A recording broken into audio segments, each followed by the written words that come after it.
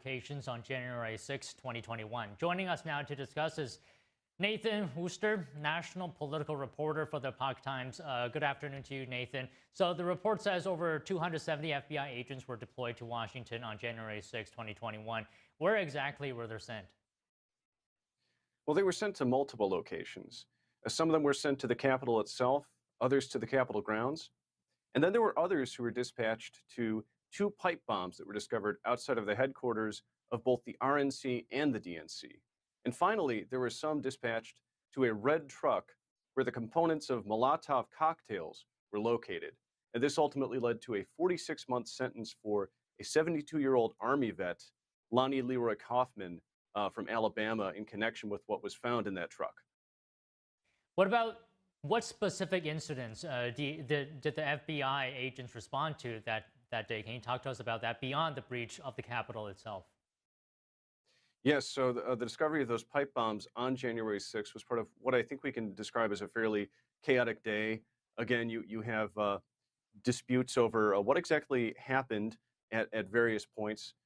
Kash Patel, FBI director, has said that specifically when it comes to these FBI agents who were deployed in connection with what was happening at the Capitol, that was after the Metro Police declared a riot. And so in his words, they were thrown into something of a crowd control role. And how many confidential human sources were documented as being in Washington on January 6th, and how many entered the Capitol? So there were at least 26 that we know of, and this would be confidential human sources, people who were essentially, not FBI agents, but working undercover in a sense, being sources. Some of them were there in connection with domestic terror case suspects. Some of those entered the Capitol, and then others who were not also entered the Capitol. And then we had a large number who also entered the Capitol grounds. So I believe 4 total of the ones that we know about from the FBI. And then there were a number out of the 26 who also entered the Capitol grounds, were part of the chaos that we saw that day. Can you talk to us about what are the similarities or differences between the 2024 Inspector General's findings and the after-action report? So the IG report, it does go into detail about some things. For example, it states that there were hundreds of special agents deployed, but we didn't get a specific number as we got from this after-action report. And perhaps the most telling element of the after-action report, we have a lot of detail, raw intelligence, you might say, feedback from agents themselves, anonymous feedback on what they saw, and frankly, a lot of shortcomings that they identified with, I would say, the nature of the mission itself, and then with specific ways that it was carried out. And Nathan, what concerns did some FBI agents express about political bias within the Bureau?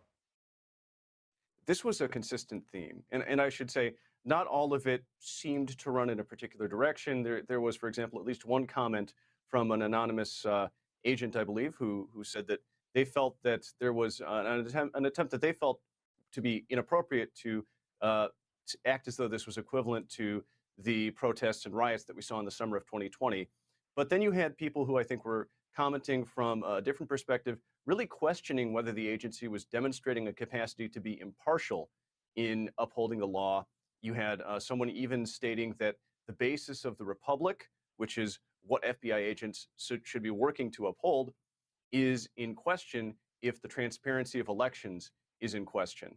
I think this goes to not perhaps universal, but what appears based on this to have been a relatively widespread dissatisfaction with what they saw as politicization of law enforcement.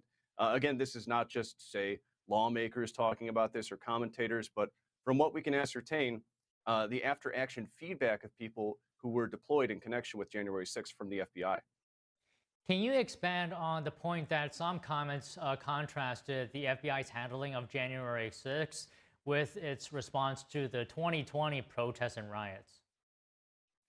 Yes, I think there was a sense from at least some people who were responding. And again, I should stress that there were a diversity of perspectives. Not everybody felt the same way about this, but there was a view that, at least from one comment that I can recall quite vividly, there had been a very different approach when it came to political expression that crossed that line from protests or demonstrations, free speech, into something more chaotic and violent, and that there was double standard, hypocrisy, something that I believe one commentator said that he had his issues with both what happened on January 6th and also with those protests and riots in the summer of 2020, but that the perception of a double standard was seriously undermining the FBI's mission and the perception that it has to foster to be legitimate as a neutral arbiter, as a really credible upholder of the law. Is there anything to add about how FBI Director Kash Patel responded when details of the after-action report became public? Well, I think it's worth emphasizing that initially, when some of these numbers were first publicized, the 274 agents, I think there may have been a perception that this only perhaps referred to the Capitol itself. And there was a question as to what were these agents doing. There was even speculation that perhaps they had been there as agitators.